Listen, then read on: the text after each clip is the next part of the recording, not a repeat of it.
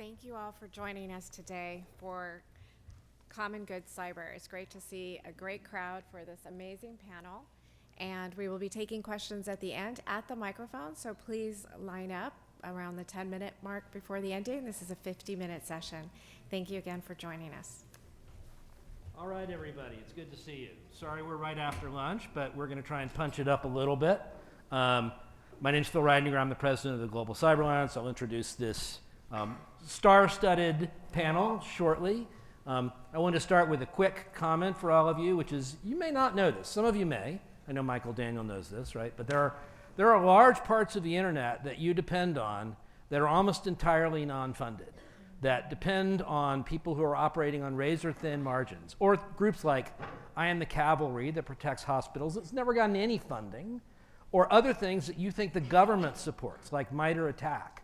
That it doesn't. That just operate off the charity of maybe one person or the research budget of one person. So what are we going to do about that? How are we going to try and solve and make sure that we all have the internet that we want that protects the cybersecurity of everyone? So we're here to talk about that today. We've got a panel of four very distinguished speakers. Megan Stiefel, who's the Chief Strategy Officer for the Institute for Security and Technology. Mike Lashley, who is the Chief Security Officer of MasterCard. Craig Newmark, who probably needs no introduction. Most of you have probably heard of Craigslist. He was the founder of Craigslist and is now the foremost and best known cyber philanthropist that's out there. And of course, Camille Stewart-Gloucester, formerly of ONCD, but now the head of CAS Strategies, and also strongly involved in Share the Mic and cyber. So let's do a couple of quick slides just to set the background. Legal, disclaimer, disclaimer, we've done that. Done the speakers. All right.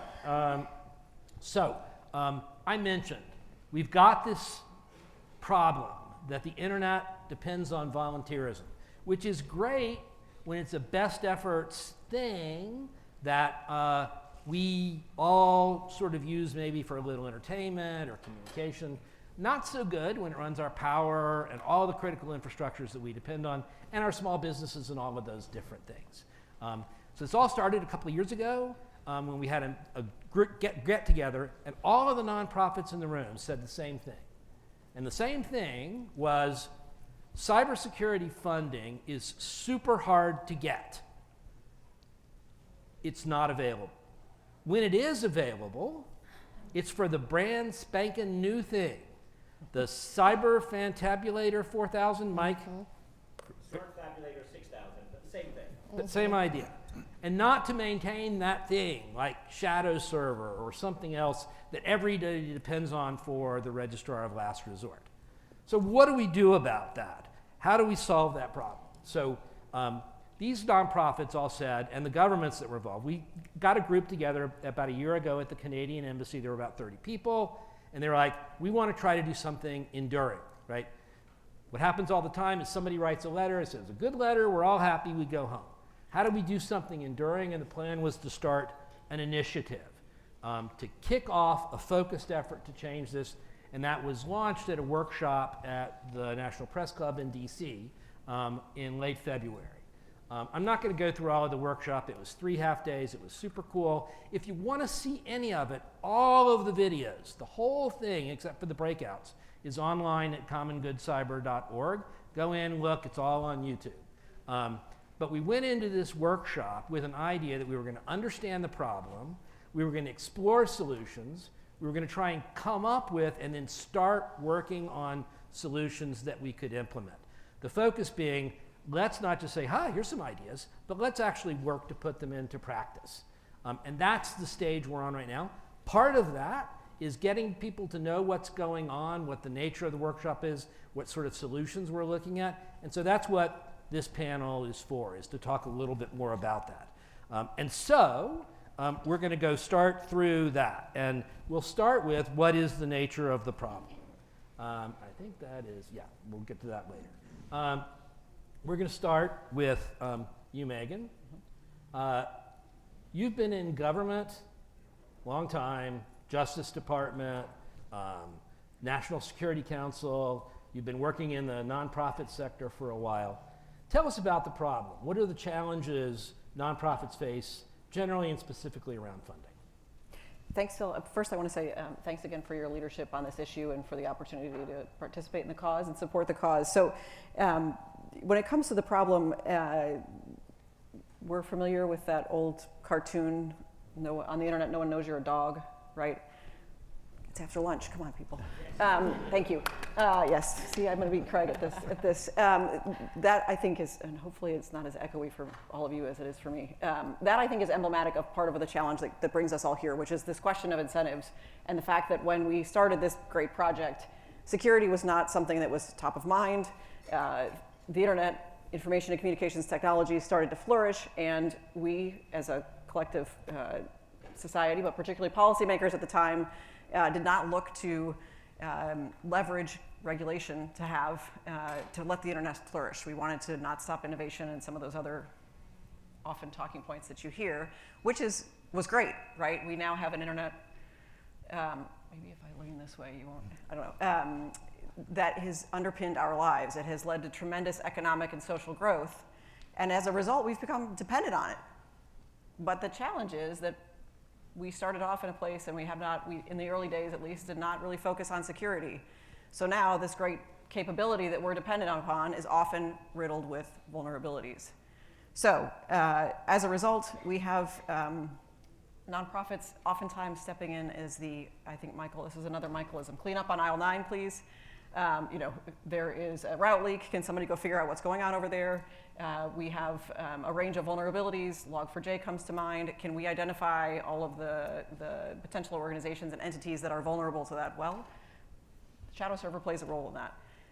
There are a number of other, as Phil said in his opening remarks, capabilities and obligations, not obligations, but in our communal sense, obligations that nonprofits do every day to keep the internet going.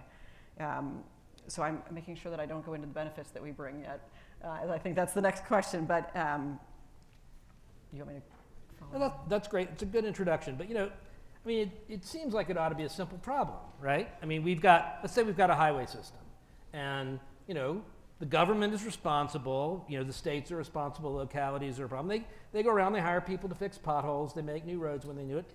Camille, I know you're not in government anymore, but you were in government for a long time. You were a senior person as a deputy director at OECD. Why doesn't the government just solve this problem? It's got taxes, spend the money to solve the problem, and all will be good. Yeah, if only it were that simple. First, many of the organizations that we're talking about, Shadow Server, for example, you would not want any one government to fund it in totality. It's working across the globe, it supports a number of different governments, and so there would need to be this multinational effort to ingest funding into the organization.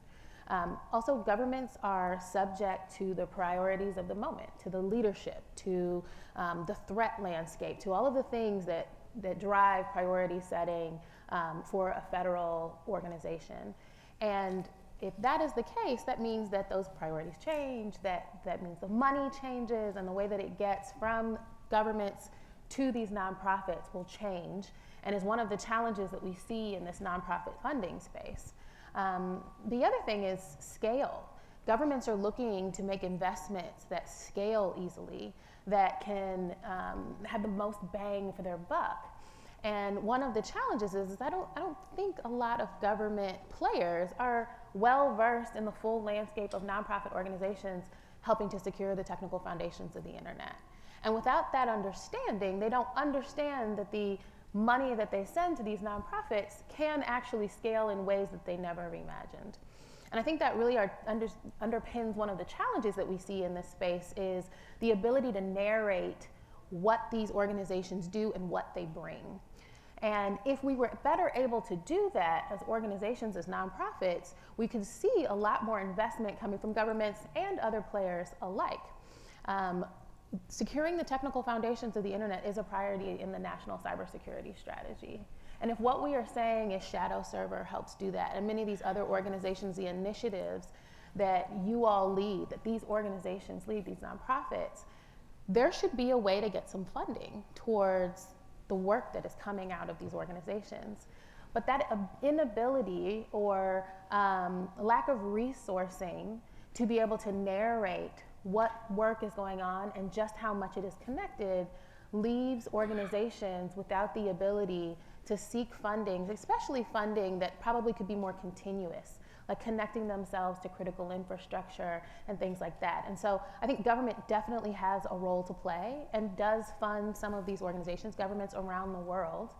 But what government needs is for the missions to map to their priorities. And that work is not usually the priority of a nonprofit that is led by a bunch of brilliant volunteers who see the challenges before us, but don't have the resourcing to hire a policy person to narrate for them. And so there is a gap there that we have to fill to have governments fill more of the space. And also, I don't think it should be governments by themselves. We probably need a more holistic strategy that is not subject to the whims of the priority of federal institutions. So that's a great point, Camille. I think about the point in the national strategy. I love the secure the technical foundations of the internet. It was like 2 paragraphs. Yeah. I mean, and the level of detail was can't not cover high, it all, right? That's right. not what government does well, especially when something's got to go through the policy process and have 20 different agencies agree to it. Mm-hmm. So you've convinced me that governments can't solve this alone. So I'm going to need to find another solution. So Mike, you're at MasterCard. This sounds like it's a corporate problem. Companies built most of the internet and they're making a lot of money off of it. Can companies solve this problem for us? I think we have a place at the table. And certainly, to Camille's point, it's a team game. And it's going to take both the public sector, the private sector, and the NGO sector to come up with a solution. And for those who don't know me, I spent almost 30 years in the U.S. government before coming over to the private sector, so I've seen both sides of the house. And even today at MasterCard, we work very closely with governments to protect the national critical infrastructure that we're part of. So that partnership model is tried and true, it works, and it's necessary to combat the threat actors that we all see today. And I think from the perspective of whether it's the governments or the private sector, it's not a problem that any of us can just wave a magic wand and solve. And to Camille's point, I don't think you want just the public sector or just the private sector, governments or business, to solve the problem. It really should be a collaborative effort. And I think that collaborative effort will get us to a better solution. Now, some of the things we do, as an example at MasterCard, is working with nonprofits. We work with the Global Cyber Alliance, as you're very familiar with, and the Cyber Readiness Institute to make sure that small businesses and people who don't have access to cybersecurity tools and technology for themselves can find that through nonprofits. Shadow Server has been mentioned several times today already. Again, that's something that we have helped Shadow Server come up with, the Shadow Server Alliance, which is a more structured way to raise funds as opposed to the old way where it was a one-off, get a little bit of money here and there. But at the end of the day, I think this is a problem that we all need to lean in on. We all suffer from it. We all will benefit from a comprehensive solution. I think the we need a collective solution is a super important point, Mike, and we'll come back to that in just a minute. I do want to turn to Craig because the group that we haven't talked about yet is really philanthropists.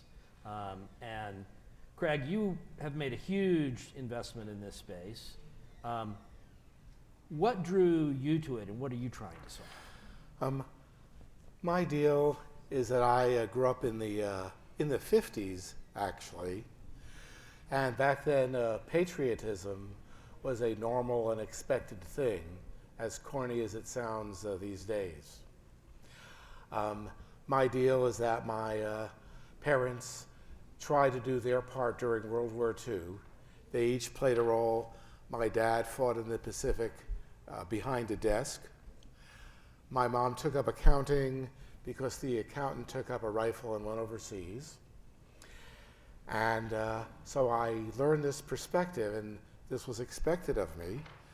Now, the Vietnam War, which happened, when I was around 18, that kind of damaged the idea and word patriotism, made it kind of corny, but now I've decided I got to get over that, and maybe the country has to get over that and to play whatever role we can in protecting the country. So I'm trying to figure out what this means in terms of real suggestions. What can individuals do to protect their homes? Like if your system asks you to update it, you should update it. In a year or so, if you're looking to buy an internet-connected device, maybe like a car, it should have a label on it which says, hey, this has been tested in good faith, because really you only want to take things in that have been, that have been tested in good faith to be secure so they won't blow up on you. But also I may call on everyone to play a role in that. Maybe I ask regular people to do things like ask their boss, hey, what are we doing to keep our company safe from attack, like from ransomware? The IT staffs at our companies, they want to do the right thing, but they're still going to resent civilians, employees asking them to do this. They're overworked already. So I guess what we're going to say is the civilians, if they want, they can just blame me for asking the annoying questions, because my job will be a very respectful squeaky wheel who is also very respectful. And then as civilians and as regular people, we need to go to local government and to ask them, hey, what are you doing to protect our water supplies, our electrical supplies? Because some of these systems have already been compromised by foreign adversaries. We got to work together to keep all these safe, because the people keeping these systems safe already know that they need to do it. They're overworked. They need a nudge along in these directions. We need someone to be a respectful, squeaky wheel, and everyone can just blame me. I'm used to being blamed. A lot of this work will be affected by nonprofit organizations. I heavily fund Shadow Server, which basically goes around looking for problems. We just heard that CISA announced a kind of similar program which goes around the internet looking for problems, looking for systems that have been compromised already, because if you know that, you can at least tell them, hey, you have a problem, and it's not a secret. I'm heavily funding the nonprofits along these areas. The deal is to provide what I call cyber civil defense. I'm old enough to have done the duck and cover thing for real. We need to work together to protect each other. This costs a lot of money, and I'm from Jersey. I put my money where my mouth is. This needs big-time common messaging, which we're working on. Bottom line is, like the Batman says, I'm probably not the nerd you want, but I'm the nerd you got. All right, so this is great. We've got nonprofits doing a great job with the resources they've got. We've got companies like MasterCard who contribute a significant amount of money and make a big difference. We've got individual philanthropists like Craig, few as they are, who give significant amounts of money, $100 million so far in Craig's case to cybersecurity. And we've got governments working on strategies and programs, right? But we know the problem's not solved, right? I don't want to keep going back to Shadow Server. We know that they had significant problems a while ago. We know that organizations like the Forum of Incident Response and Security Teams that brings together all the national certs around the world, live from hand to mouth. What's going to happen if we don't solve this problem? What's the risk that everyone faces? Any panelists want to contribute to that? Megan? Sure. Well, I'll set you up, Mike. All right. So I think we have two problems here. One of which is in the challenges that we face, the wins that nonprofits have are often not visible, in the sense that people complain when, as I was mentioning, for example, there's a route leak and you can't get to, in the old days, Twitter. Why was that? When organizations that have been mentioned here this afternoon actually prevent some of those issues from happening, we don't always want to, and sometimes, in some cases, shouldn't go running to the press to say, we did it. We just effectively gave malaria pills to a huge population in Africa, or we just provided water to a range of vulnerable populations. So some of our wins are harder to identify. Similarly, we will probably see, or similarly, conversely, we will probably see a tremendous amount more fraud, greater attacks on critical infrastructure. I don't know if Josh is in the room yet, but Corman, again, referencing I Am the Cavalry. Josh's work has been very carefully examining the cost of human life that has come from a range of types of cybercrime. So we do worry that where there isn't sufficient funding to keep these often unknown and unrecognized actions that are undertaken by nonprofits going, that we will see more targeting of those who are below the cyber poverty line. I don't think Wendy's in the audience either, but Wendy Nather coined the phrase, and it is often those who are most vulnerable that nonprofits are serving, as it is the case with resistance to weaknesses in the healthcare delivery services, weaknesses in clean water, and other things that are really common goods. We are also servicing those communities as well, and need the support to get to prevent crime. Yeah, and along those lines, I mean, the people who are using these services the most are the people who can least afford to suffer a cyber attack. Again, a small pizza parlor or a tire store or a nonprofit organization, a small water critical service in a community. And so, companies like MasterCard, Fortune 500 companies, we have the wherewithal, we have the technology and the staffs to defend ourselves, but the people who need these resources the most do not. And we will see I believe, a plethora of attacks, more so on them.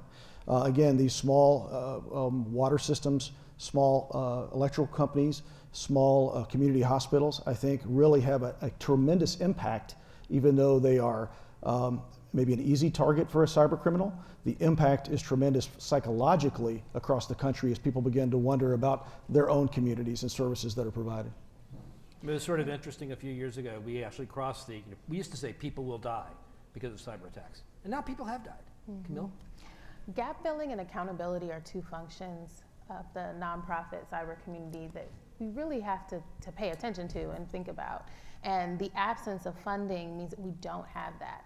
I watched as when the NIST vulnerability database, the National Vulnerability Database, stopped updating, that this community started to rally around that, to try to understand what the gap was, to see how they could fill it, and to throw resources at it with the very limited resources that they already had. Also, that accountability function. A lot of the leading concepts you see in many of the national cybersecurity strategies and the workforce strategy and all those things started in the nonprofits and by enterprising individuals who said, this is a gap in the work that we are doing, how can I fill it?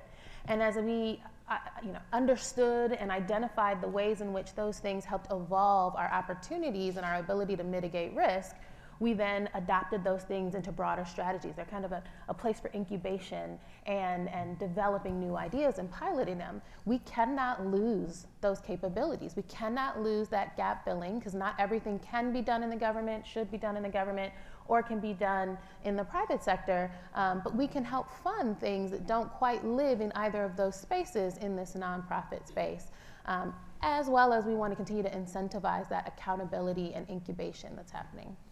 So what needs to be, when we think about solutions, before we actually talk about specific solutions, what are the things that we need to do to solve this problem? I think Mike pointed out before one of the key things, which is we've learned, governments, philanthropists, industry, nonprofits, they can't solve this problem alone. So we've got to have a collective solution, right? And for those of you who don't like it, that doesn't mean socialism or anything like that. It just means we all have to work together as a community, right? But what other attributes, what are the things that we need to look for in an approach that we might use to solve this? Any particular factors you would point out? I mentioned the narrative piece. I think being able to articulate the work that is being done, the impact, to what scale, the audiences that are being reached or the communities that are being reached, the gap that is being filled, that clear articulation of the work will help private sector and public sector funding reach the right groups, as well as that political policy arm that can then reach out into governments and use that narrative to identify in creative ways places to get funding. Because I actually think, you know, there are some places that are very obvious, but I think there are some really creative opportunities to identify funding in governments that we can't capitalize on in the nonprofit space because we don't have the folks dedicated to thinking about how an organization might fit into a niche piece of a piece of legislation. Like in World War II, we've seen that our nation can rise to the challenge. The challenge I'm taking on for myself with a lot of help is how do we convince everyone to rise to the challenge? I have no dignity and realize that 250 years ago we had a guy running around yelling that the British are coming. Well, it's not the British that are the problem right now, unless you don't think very much about Benny Hill. But the deal is now that the Russians are coming, the Chinese are coming, and in fact are already here, not just them. So what does it take? What kind of campaign does it take to motivate everyone to do this? I don't know. I'm a nerd. For me to be raising this question is unholy. Nevertheless, in 2 days, I have a big meeting as for the next step and how we might move ahead with this kind of thing. Meanwhile, I'm thinking the $100 commitment I've been talking about through next year is actually going to be exhausted in months. What's next? I figure I'm already living on borrowed time. I just don't know how much I've borrowed, so I have to trade off time and money. I'll do that this year, and I'll do other things like deciding, well, am I going to have to need to put on a powdered wig and colonial garb and get on a horse, although I think horses are big and scary and, you know, they smell funny. So the deal is, what are we going to do as a people, and what am I going to do with coworkers to move ahead everything, both in terms of motivating everyone, and, as usual, to put my money where my mouth is. Thanks, Craig. So let's turn to the actual workshop that we had back at the end of February. And so, as I said, it was a day and a half. It was actually a workshop, right? It was not a series of panels where everybody just talked and we went away. We worked to develop solutions and then define them. And there were 4 sort of favored solutions out of the voting process that were selected to sort of go forward as the priority for more development.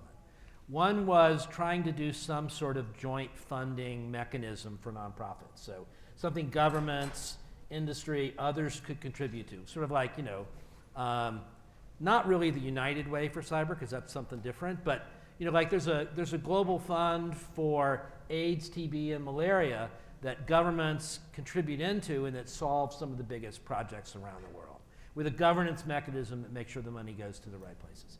There is the United Way approach, the joint fundraising. So what if nonprofits, you know, Camille has pointed out at a number of occasions, look, these people don't know what to do. You know, it's an organization that's got 10 people. Yeah, the internet runs because of what it does, but it doesn't have a fundraising and PR specialist. How do we bring these groups together to solve problems? The narrative, Camille also talked about the narrative, right? We need to do a better job telling us. How do we build the business case? Is there something we could do more jointly? And Craig was just talking about this. Telling the story in a way that actually makes sense to people, the way that Unsafe at Any Speed did for safe driving in automobiles. And last of all, sort of a central resource that could help all of the nonprofits that work in the space. Sort of an accelerator or a resource of do those things like fundraising that are so important. So those were seen as the most possible things to do. Some of them, like the joint fund, are super difficult to do because you know you need people who are willing to contribute. You know, not just $100 million, but much more than that over time to make a really significant difference.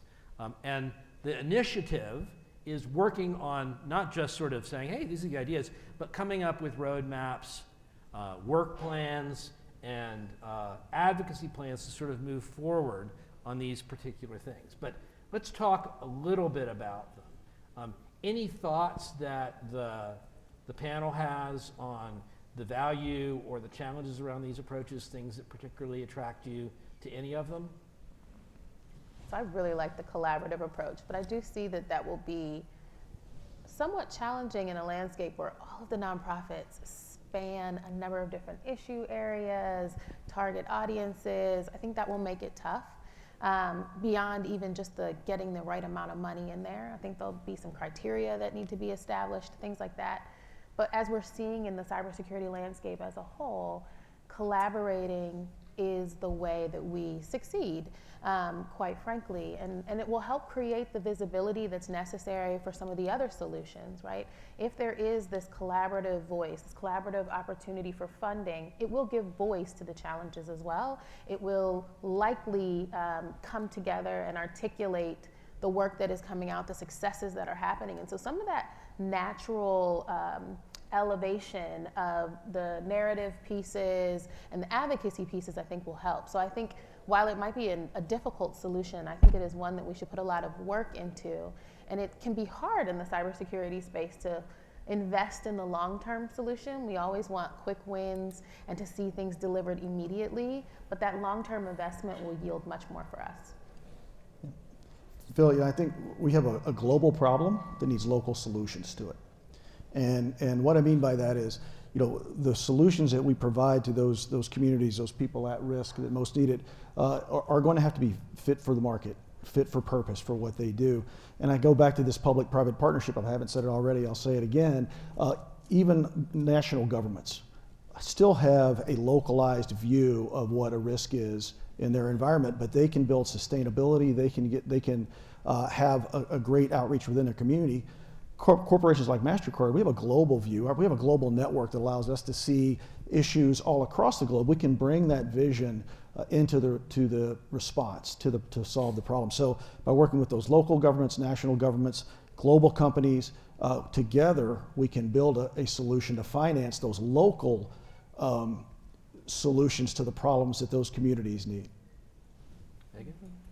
Well, I think this idea of when we talked at the workshop about an accelerator or basically a communal set of resources that organizations could leverage, because the average communications budget for a nonprofit in our kind of consortium is around $250,000 a year, which is not something that everybody has. If you're an organization of 10 and that's not a big budget, not a lot of, you don't have a lot of budget to put towards that. And so things like also, we are all diverse in most cases. Organizations, you may or may not know that every state you register in, you have to comply with a range of laws that are appropriate. But those complying with those requirements are also investments that take us away from our mission.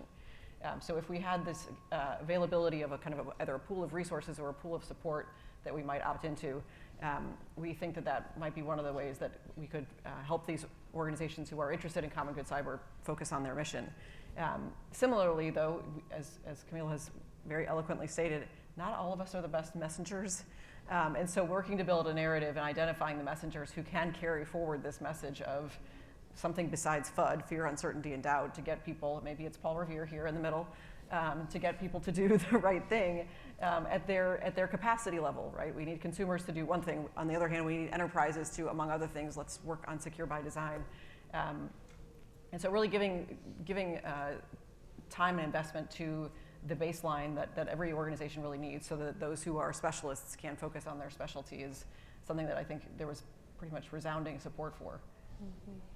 Craig? I think we're seeing the very beginning of public-private partnerships created, where people can work together in government, industry, and civilians can work together in federations to provide cyber civil defense for everyone.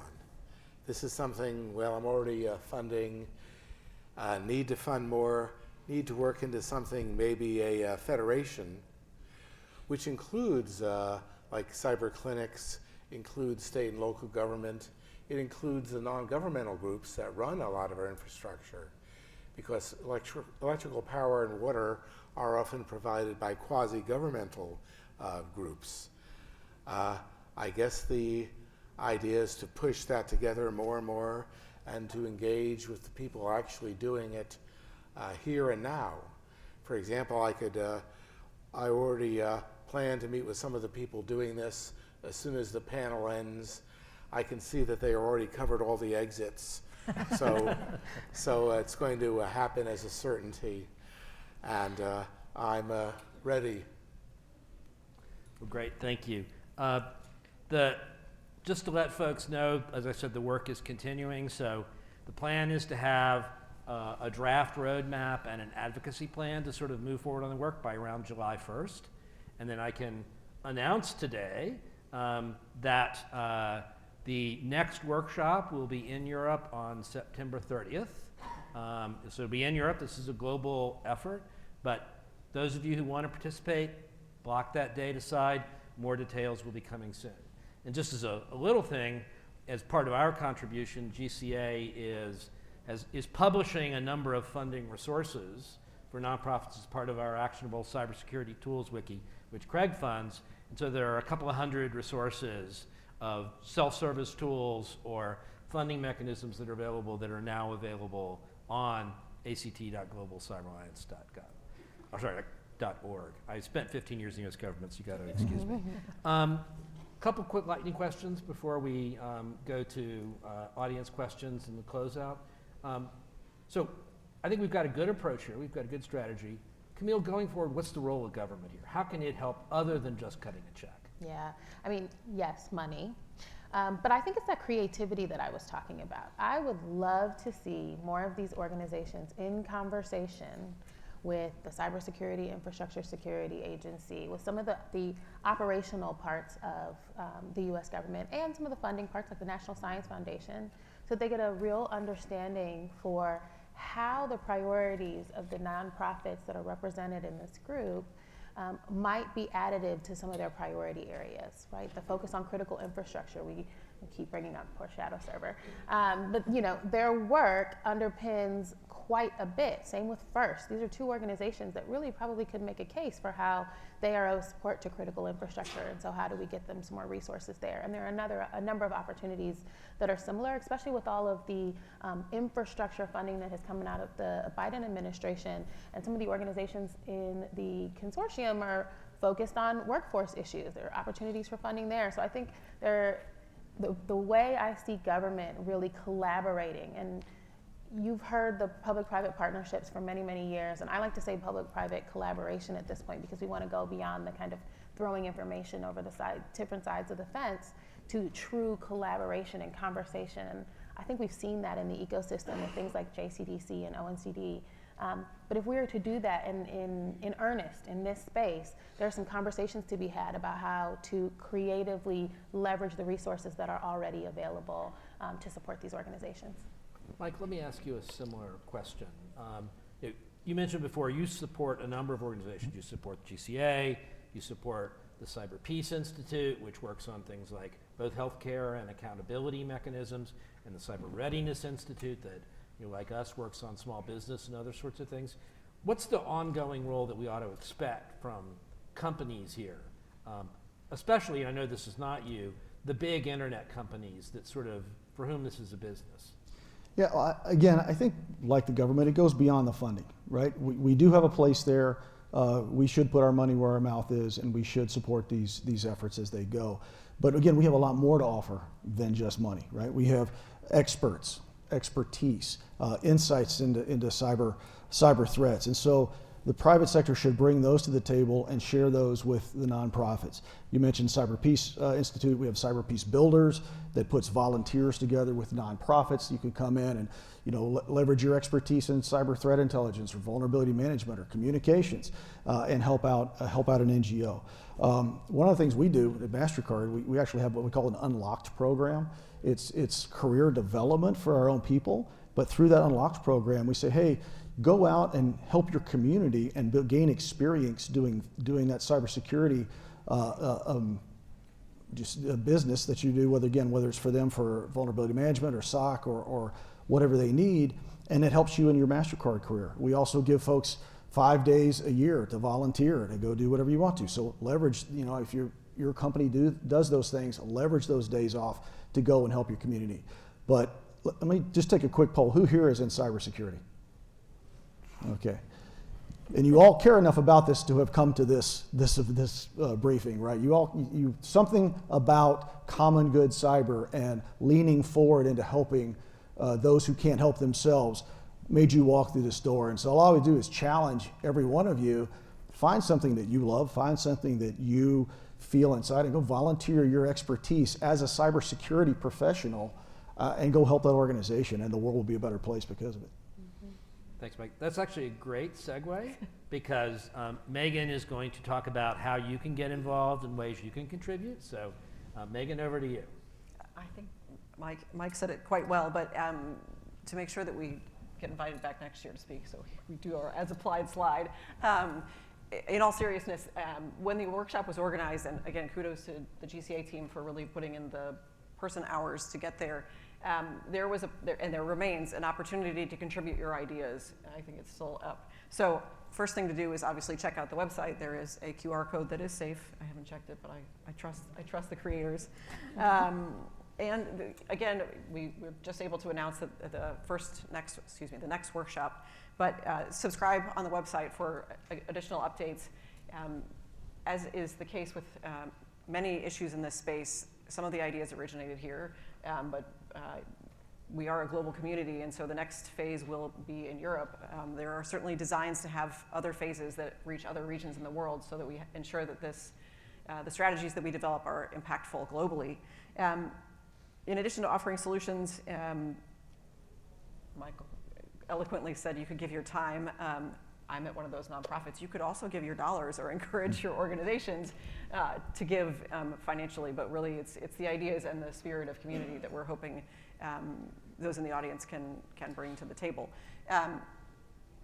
There are the 3-month and 6-month milestones, which I will let you all read for yourselves, but we appreciate your coming to the conversation today and really hope that you've taken something away, and I think we're doing questions now. So one thing before we go to the questions, Craig likes to say, you heard him say earlier, I may not be the nerd you want, but I'm the nerd you've got. Look, we're all nerds in this room, right? I mean, I was an introvert as a kid. I got bullied and beaten up a lot. I suspect a lot of you did, right? You're all the nerds that we need now. This is not a, Paul Revere or not, Paul Revere is not showing up to solve the problem. We need Paul Revere's, but we need that citizen army. We need cyber civil defense. We need an approach that gets everybody involved. And so I'd encourage any of you who want to get involved to do what you can in the space. There'll be plenty of opportunities to write, to convince your companies to contribute, to talk to your representatives about making sure that cyber is dealt with appropriately, because this is something we all depend on. So we do have about 9 more minutes, so we reserve some time for audience questions. If there's an audience question, please come to one of the 2 mics, and we have our first designated question asker. Go ahead, sir. Hi, Mike Bursell, Confidential Computer Consortium and Brit. I don't know who this Paul Revere guy is, but clearly unimportant.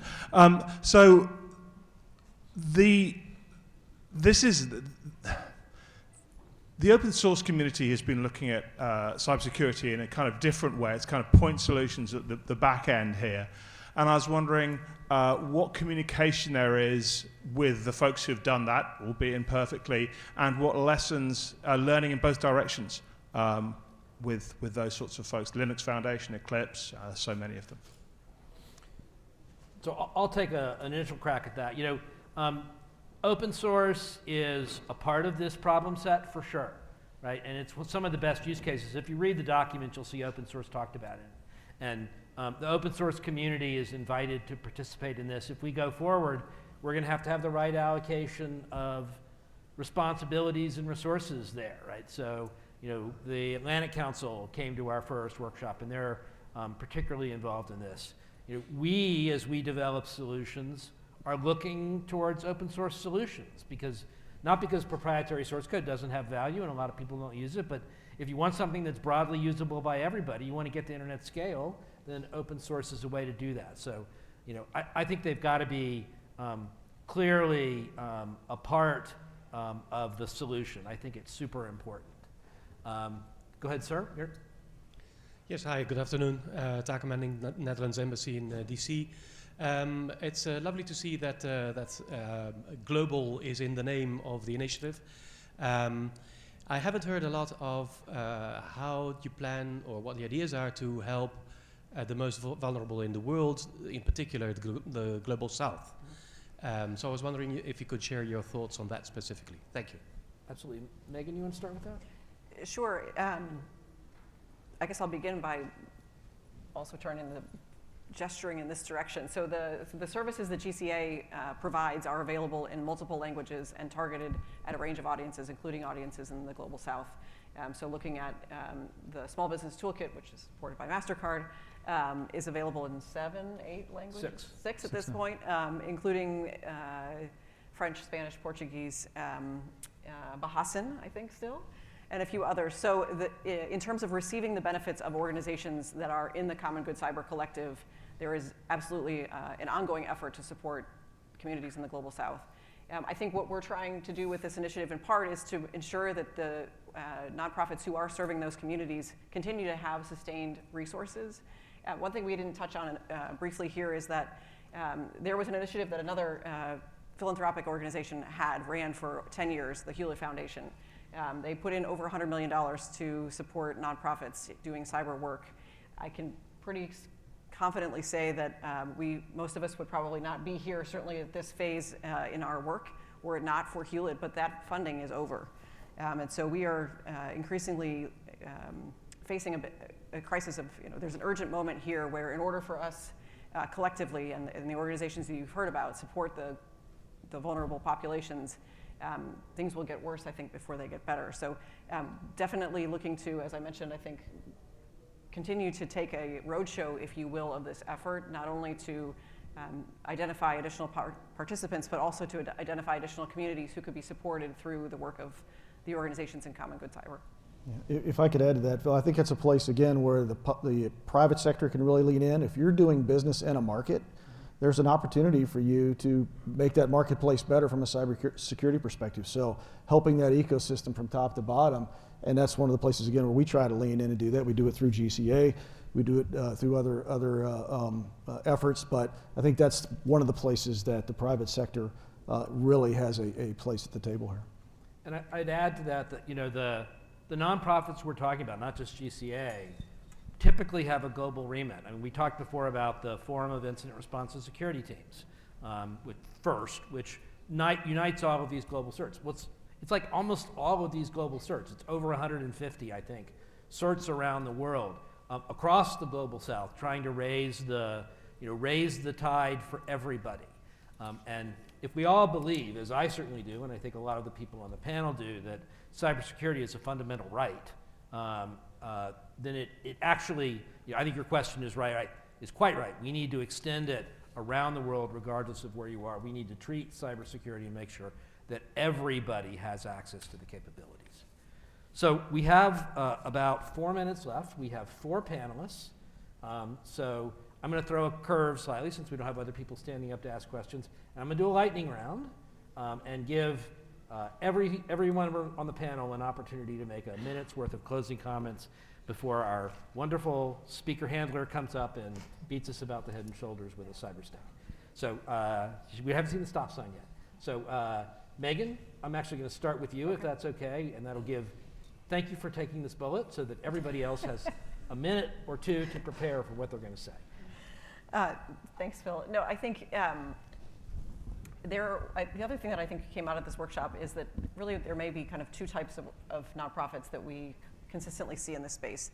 The first are nonprofits that provide resources that need to be enduring. So efforts, we keep talking about shadow server, but scanning the internet looking for vulnerable points.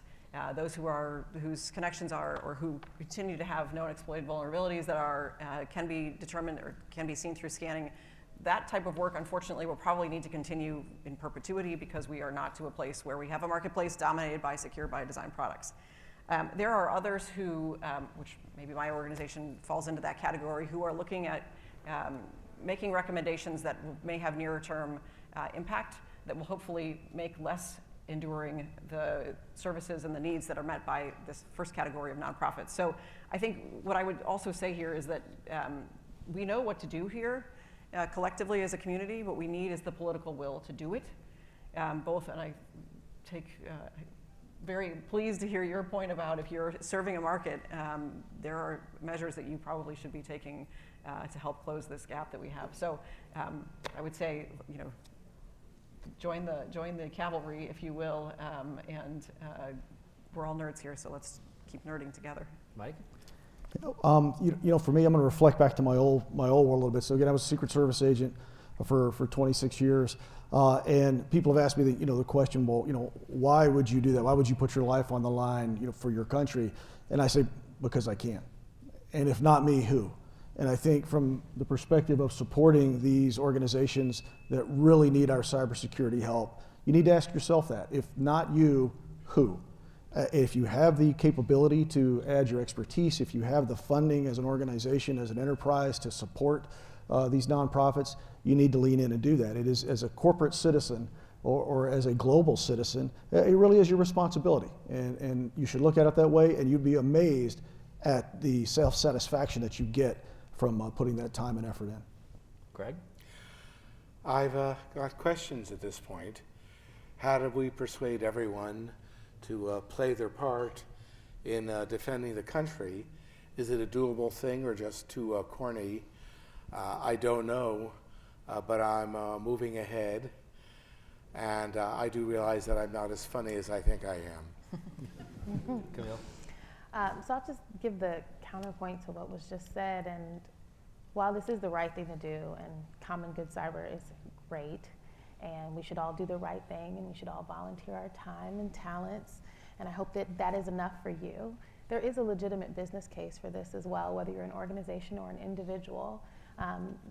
What we have seen is society has evolved, and in the moment that we are in, is you both need that common good, that this is the right thing to do, and you also need the why, the very tangible why, and this effort has that. And I hope that as we continue to invest, we can more clearly articulate that on an individual level, but also on an organizational level. And so I hope you get involved, not only because it is the right thing to do, but also it's an opportunity to hone your skills. It's an opportunity to reduce the collective risk, and all of these things that make it such that it's also the right thing to do from a business perspective as well, or a personal investment perspective as well.